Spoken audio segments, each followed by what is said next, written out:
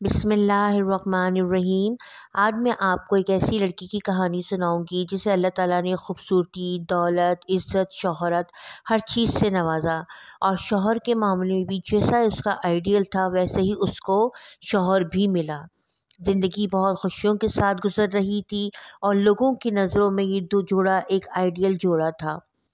4 साल गुज़र गए, दोनों को औलाद की ख्वाहिश हुई और जब डॉक्टर से उन्होंने पूछा तो डॉक्टर ने भी खुशखबरी सुनाई कि ये माँ-बाप बन सकते हैं।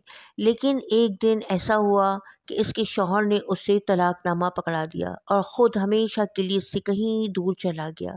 वो ख़ुद हैरत ज़दा रह गई कि ये क्या राज़ है, वो ऐसा क्यों किया?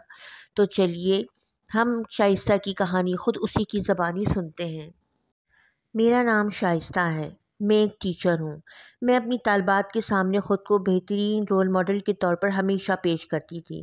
मेरे कॉल और फ़ेल में कोई तज़ाद नहीं। बहुत ही जल्द अल्लाह ताला ने मुझे इज़्ज़त, शोहरत, दौलत हर चीज़ से नवाजा। खूबसूरती में भी मैं किसी से कम न थी।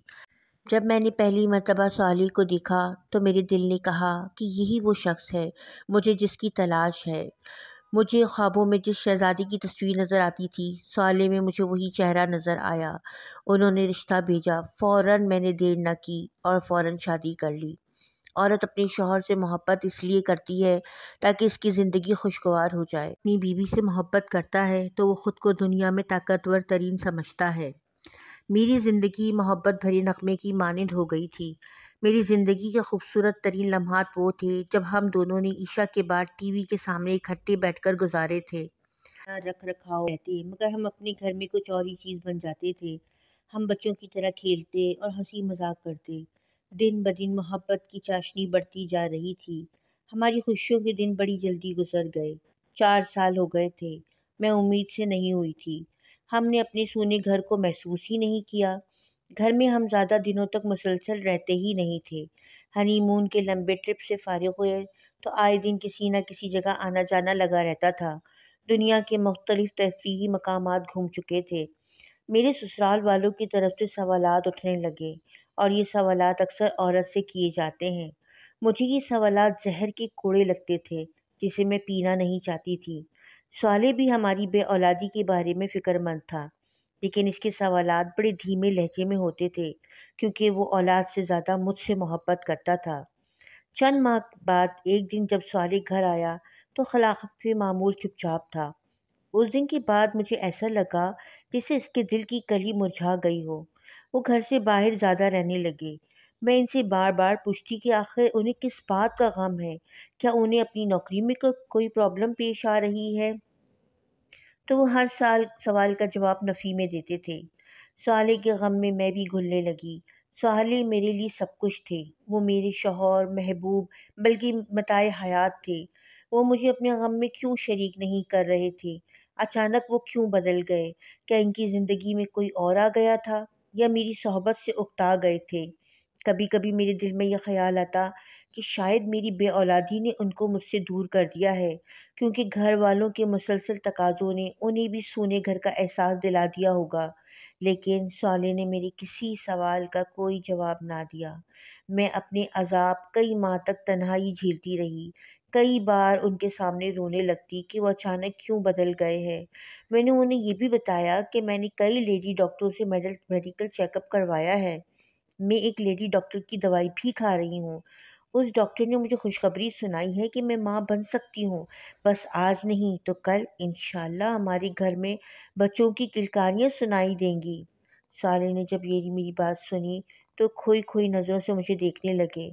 दूसरे दिन उन्होंने किसी के ज़रिए मुझे तलाक़नामा अरसाल कर दिया। ज़रा सोचिए, कागज़ का एक हकीर टुकड़ा मेरी लाज़वाल मोहब्बत को ख़त्म कर चुका था और मैं कुछ भी ना कर पाई। मुझे मेरी मोहब्बत ने ही कत्ल कर दिया था। काश कि मैं वो वजह जान पाती कि किस बिना पर साले ने मुझे कड़ी धूप में तन्हा छोड़ दिया था। क्या मर्दों के नज़दीक मोहब्बत चंद दिनों का खेल है जिसको वो तलाक देकर ख़त्म कर देते हैं? क्या बीवी और ख़ानदान की इनके नज़दीक कोई अहमियत नहीं? मैं ऐसी अज़ाब में मुब्तला हो गई थी जिसकी कोई हद नहीं है। जितनी ज़्यादा मोहब्बत हो दर्द भी उतना ही ज़्यादा होता है। मेरे दिल की दुनिया मेरे सामने मर गई थी। इस शिकस्त खुर्दा हालत में मैं अपने घर वापस लौट आई। میرے حسین نقوش ویران قبرستان کا منظر پیش کرنے لگے۔ ایک دن بینک کی طرف سے مجھے یہ اطلاع موصول ہوئی کہ میرے اکاؤنٹ میں اچانک ایک خطیر رقم کا اضافہ ہو گیا ہے۔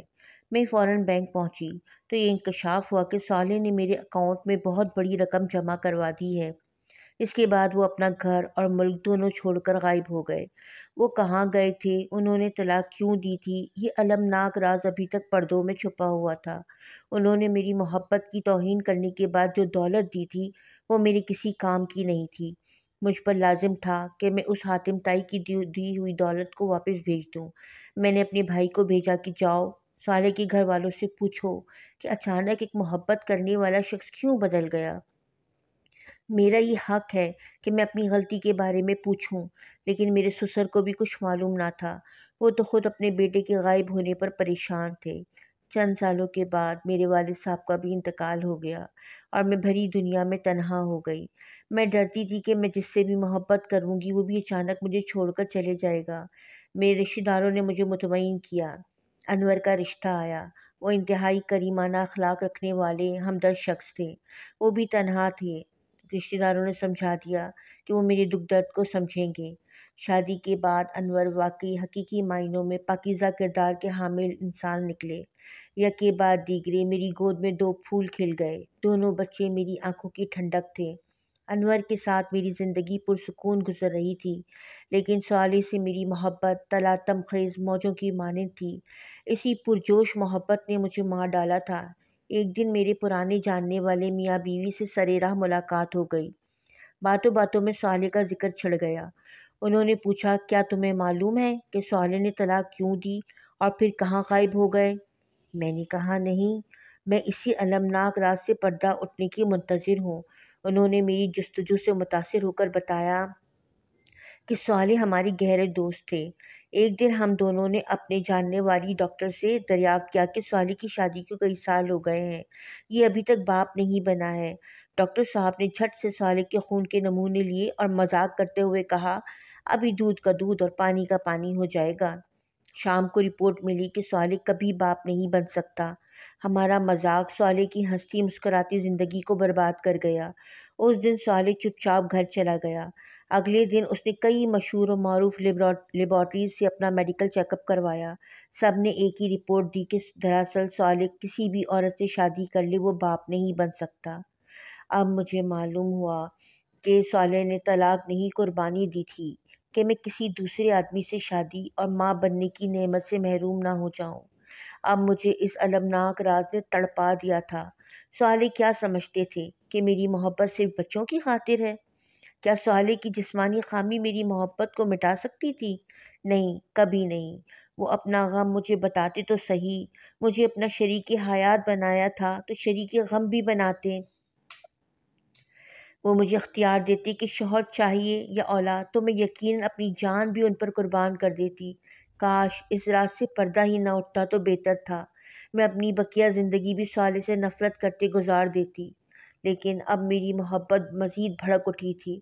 میرے دل کے زخم دوبارہ رسنے لگے تھے۔ اے مردوں، تم ہم عورتوں سے پوچھے بغیر اتنے بڑے بڑے فیصلے کیوں کر دیتے ہو؟ تم ہمیں ہماری غلطی اور وجہ بتائے بغیر کیوں چھوڑ دیتے ہو؟ تمہیں کس نے کہا کہ عورت اتنی کم ظرف ہوتی ہے کہ وہ ماں بننے کی خاطر اپنا سہاگ چھوڑ دے گی؟ تو ساتھیوں، آپ کو آج کی کہانی کیسے لگی؟ کامنٹ باکس میں ضرور بتائیے گا۔ کہانی اگر اچھی لگی ہو تو لائک کیجیے گا، شیئر کیجیے گا، اور اگر ابھی تک آپ نے میری اس چینل کو سبسکرائب نہیں کیا ہے تو چینل کو ضرور سبسکرائب کیجیے گا۔ السلام علیکم ورحمۃ اللہ وبرکاتہ۔